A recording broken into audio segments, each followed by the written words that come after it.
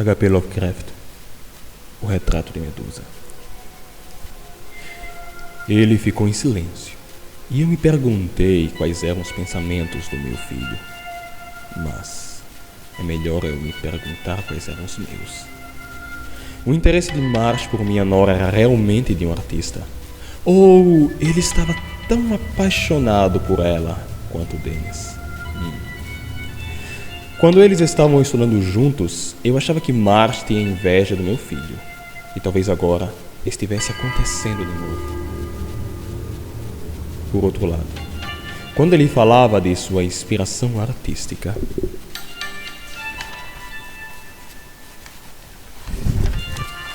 parecia-me mais do que sincero. E quanto mais eu pensava nisto, mais eu estava disposto a aceitar as coisas como elas pareciam. Dennis também deve ter feito o meu mesmo raciocínio, porque embora não tenha conseguido captar a resposta em voz baixa que lhe deu o amigo, o efeito que ela produziu foi claro e afirmativo. Senti distintamente os dois amigos batendo palmas, um no ombro do outro. E Marsh concluiu com palavras de gratidão que lembrarei por muito tempo. É maravilhoso, Dennis. Como eu disse, você não vai se arrepender. De certa forma, quase que faço isso por você. Você será um outro homem quando vir a pintura. Farei você voltar ao que era antes. Considere isto como um meio de acordá-lo ou para salvá-lo. Mas é óbvio que agora você não entende o que eu quero dizer. Lembre-se da nossa amizade e não pense por um momento sequer que eu não sou o seu amigo e companheiro fiel. Levantei-me perplexo e vi os dois se afastando no gramado, fumando juntos e segurando-o nos braços. O que Marsh quis dizer com a sua estranha e misteriosa garantia? Acordá-lo? Salvá-lo? Quanto mais meus medos se acumulavam em uma direção, mais eles despertavam na outra. De qualquer maneira, tudo isso me parecia um negócio desagradável. As coisas continuaram. Dennis equipou seu amigo com a lâmpada no sótão, e Marsh encomendou tudo o que precisava para a pintura. Estavam entusiasmados com os preparativos, e no que me dizia respeito, eu estava contente porque a tensão dos dias anteriores finalmente havia diminuído.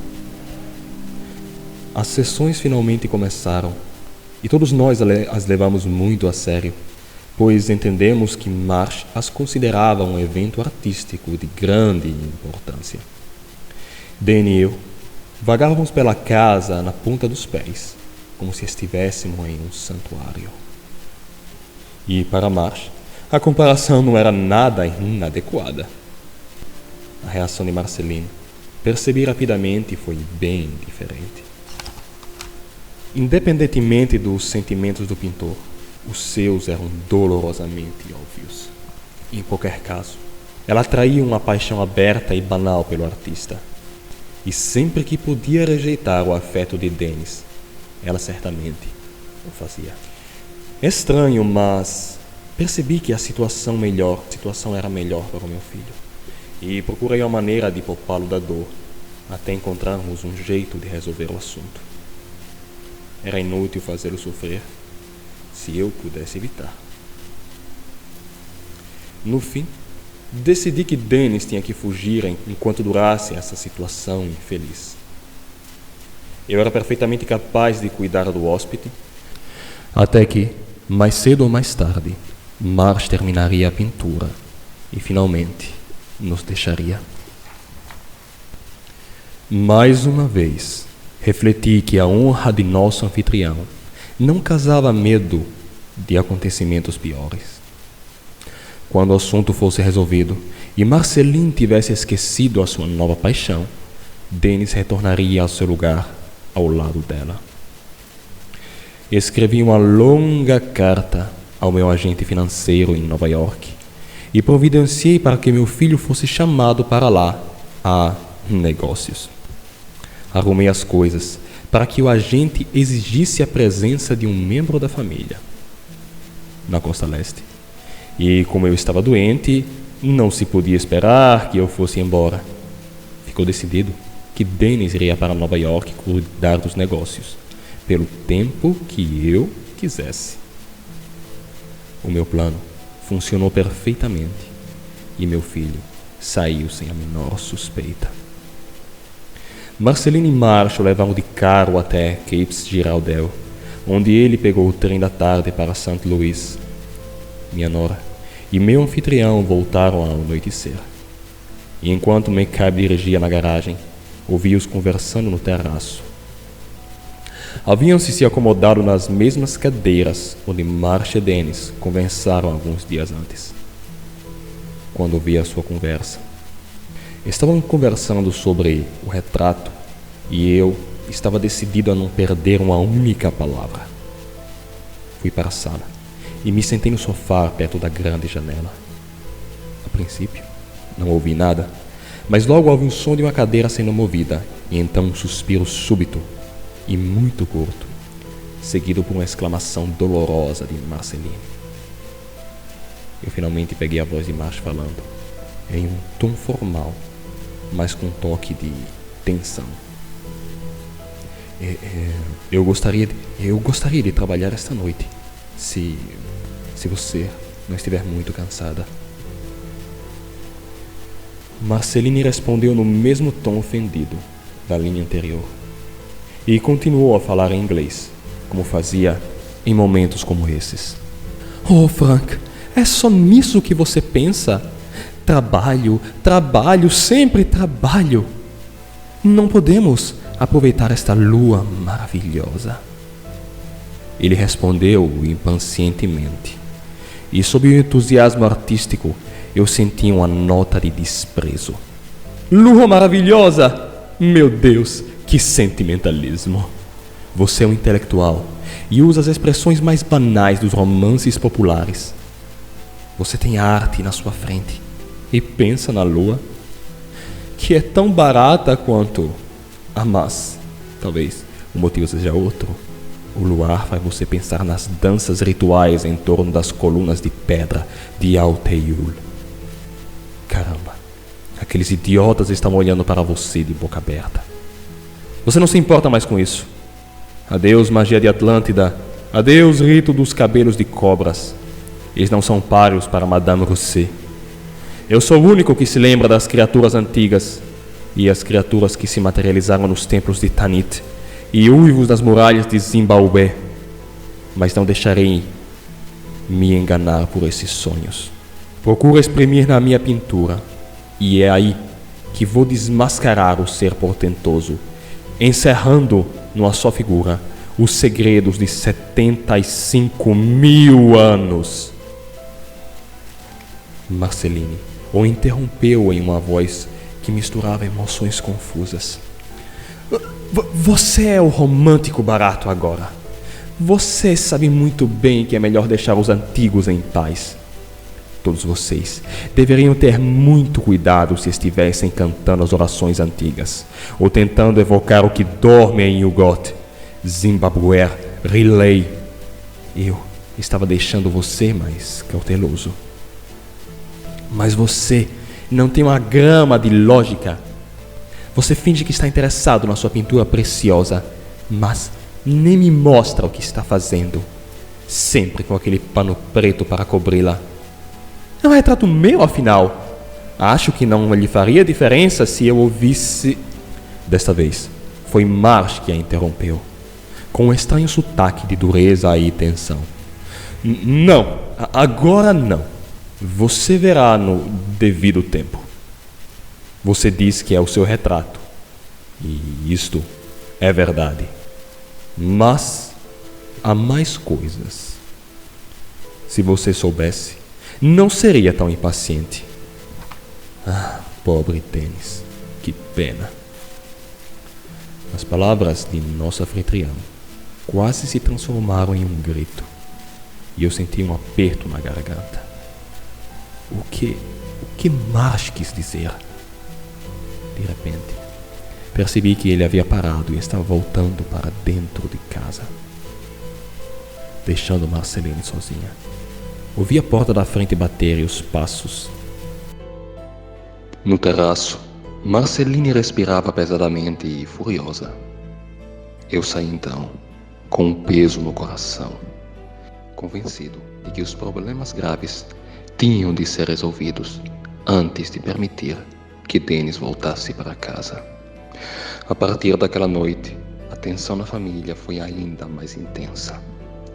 Marceline vivia para elogios e lisonjas, e as palavras brutais de Marsh abriram uma ferida que seu temperamento não suportava. Viver com ela se tornou impossível, porque uma vez que o pobre Dennis fora, ela não pôde mais conter a sua insolência. Quando não conseguia encontrar ninguém com quem brigar em casa, ia à cabana de Sofonipsa e às vezes falava horas e horas com a velha Zulu. Tia Sofia, como a chamávamos por uma questão de brevidade, foi a única pessoa que perseverou na devoção objeto por minha nora. E, uma vez que tentei ouvir a conversa, ouvi Marceline sobre segredos antigos e a cadáver desconhecida, enquanto a negra aninhava-se incessantemente na cadeira de balanço e ocasionalmente proferia um verso inarticulado de devoção. Mas nada poderia destruir a paixão servil de Marceline por Marsh. Às vezes, ela falava com amargura e sentimento, mas obedecia aos seus desejos com respeito crescente. Para ele, foi uma dádiva, já que conseguia fazê-la pousar sempre que sentia vontade de pintar. O artista tentava mostrar uma certa gratitude pela boa vontade da modelo, mas por trás da sua gentileza, me parecia de perceber um toque de desprezo, ou até mesmo de repugnância. De minha parte, eu odiava Marceline de todo o coração. Em um momento como aquele era inútil esconder os meus sentimentos com expressões mais tênues. Mas de uma coisa eu era feliz: que Dennis não estivesse em casa. Suas cartas, mesmo não frequentes como eu desejara, já estavam mostrando sinais de cansaço e preocupação. Depois de meados de agosto, soube pelos comentários de Marsh que o retrato estava quase pronto. O pintor tinha uma atitude cada vez mais zombateira, enquanto a perspectiva de ver a obra acabada fazia cócegas na vaidade de Marceline e melhorava o seu humor. Um dia, Marsh anunciou que o quadro ficaria pronto em uma semana, e lembro que Marceline estava toda iluminada. Embora isso não me poupasse o seu olhar venenoso, tive então a impressão de que o seu cabelo preso na nuca estava cada vez mais arrepiado, apertando em torno de sua cabeça. "Eu tenho que ser a primeira a vê-lo", pulou, com um sorriso em direção de Marsh, e continuou: "E se não gostar, irei destruí-lo." Ao responder, Marsh tomou uma expressão muito curiosa. "Não quero influenciar o seu gosto, Marceline, mas te garanto que será magnífico. Não é para me vangloriar. A arte irá justificar a si mesma. Apenas espere e verá." Nos dias seguintes, senti um verdadeiro sentimento de inquietude, como se o término do retrato pudesse desencadear uma catástrofe, ao invés que nos trazer um alívio. Dennis não mais me escrevera pelo seu agente de Nova York e me fez entender que já estava pensando em voltar. Eu não pude parar de me perguntar como tudo isso iria acabar. Tantos elementos contrastantes: Marsh, Marceline, Dennis, eu. Quais reações iríamos desencadear um no outro? Enquanto meus medos se ficavam cada vez mais oprimentes, eu tentava de atribuí-los à doença que sofria. Mas aquela explicação nunca me satisfazia completamente. O caso estourou em uma quinta-feira, 26 de agosto. Acordei na hora de costume e tomei o meu café da manhã. Mas não estava me sentindo bem com minhas dores nas costas. Ultimamente, elas me atormentavam muito e quando a dor se tornou insuportável, tive que recorrer aos opiáceos. Não havia ninguém no andar térreo, exceto os criados, embora eu pudesse ouvir Marceline se movendo em seu quarto. Mas dormia no sótão perto do ateliê onde ele trabalhava. E, ultimamente, adquirira o hábito de ficar tão tarde acordado que dificilmente era visto antes do meio-dia. Por volta das 10 horas, a minha dor ficou ainda mais forte. Tive que tomar uma dose dupla do meu sedativo. Após isto, me deitei no sofá da sala. A última coisa que eu vi, antes de adormecer, foi Marceline subindo as escadas. Ah, pobre desgraçado, se eu soubesse. Ela provavelmente andou em frente ao espelho e se admirou. Isso era típico dela. Vaidosa, dos pés à cabeça.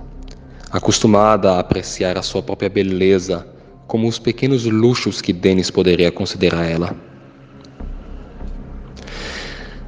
Acordei que estava quase se pondo o sol, e as longas sombras que fluíam pela janela iluminada, pela luz dourada, dizia-me que tinha dormido muito. Parecia que não havia ninguém na casa, e um silêncio anormal pairava sobre tudo. Somente ao longe pensei ter ouvido alguém gemendo desesperadamente e interrompendo-se de vez em quando, em um tom que tinha algo de familiar, mas o qual eu não conseguia identificar. Eu não sou de acreditar em premonições, mas desde o momento em que abri os olhos, tive uma sensação de mal-estar que só podia ser definida como medo. Eu estava sonhando e os sonhos foram ainda mais perturbadores do que os da semana anterior.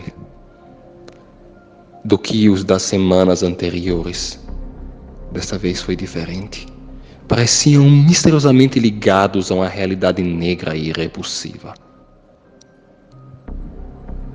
Um ar reconfortante pairava ao meu redor, e mais tarde refleti que, durante o sono, os ruídos do mundo exterior devem ter se infiltrado na minha mente drogada. Felizmente, a dor quase passou e consegui me levantar e andar sem dificuldade.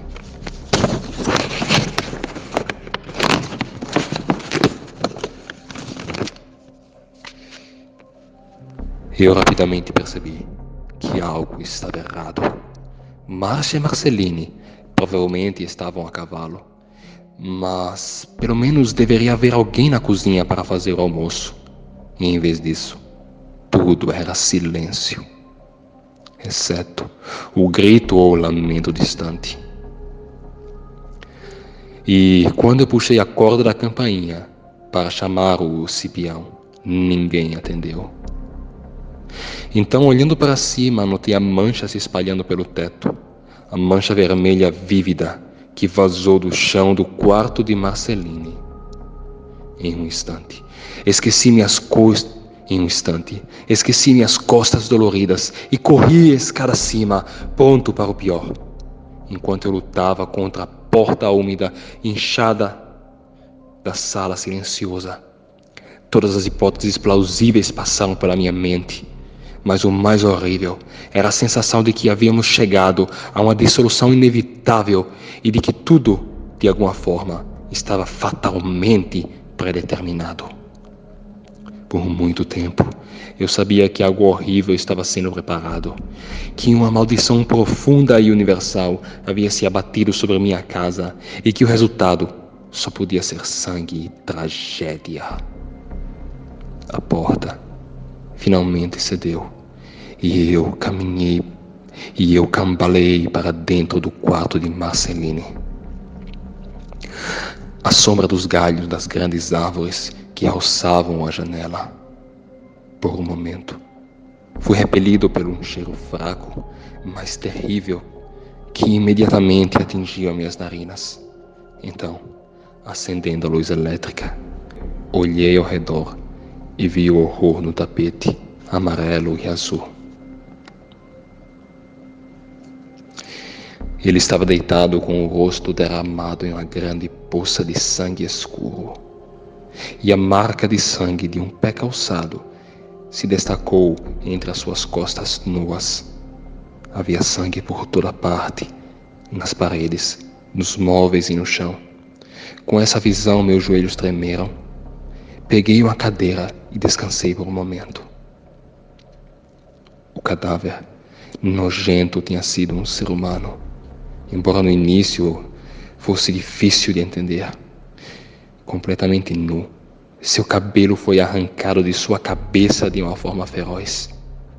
Era um cabelo negro e percebi que deveria ser a de Marceline.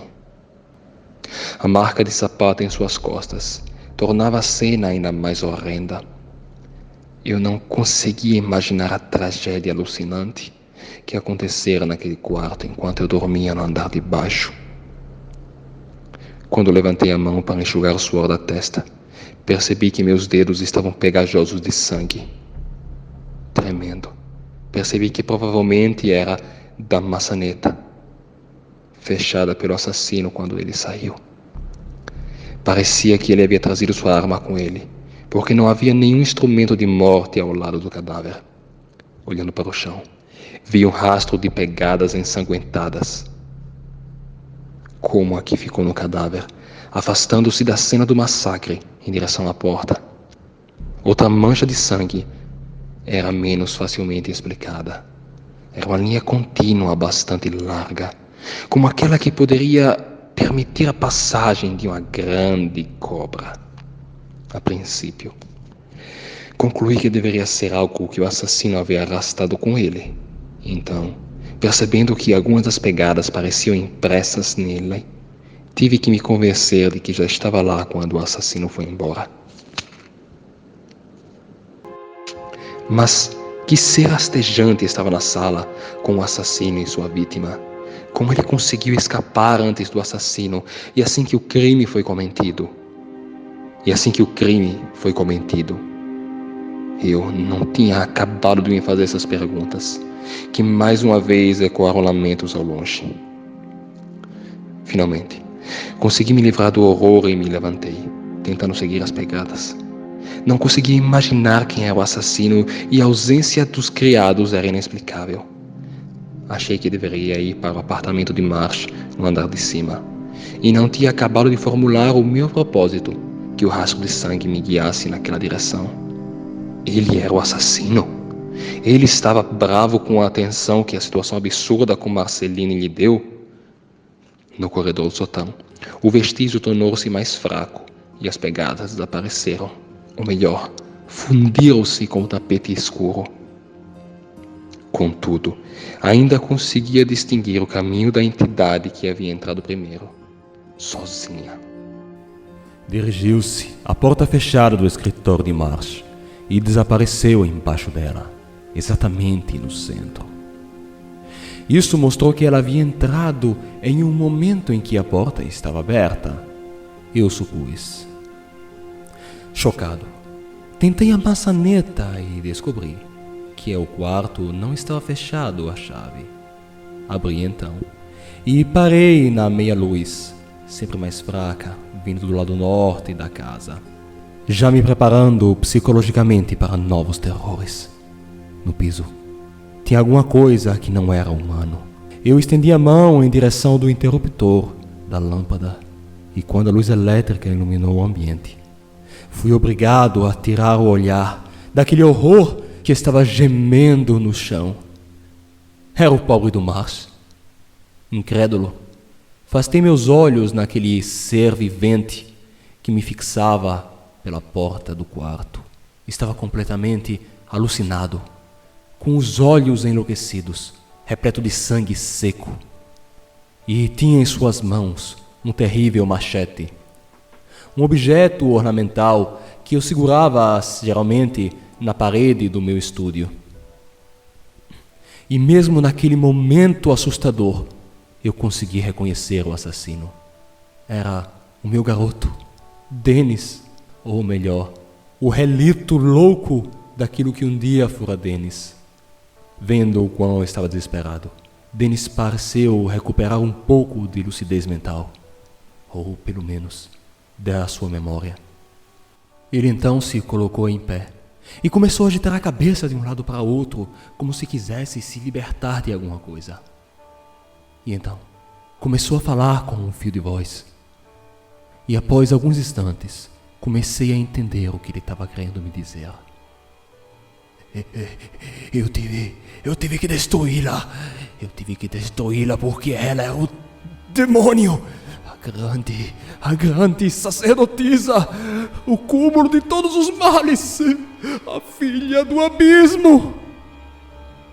Assim como Marsh sabia, ele tentou de me avisar. Oh, coitado do velho Frank.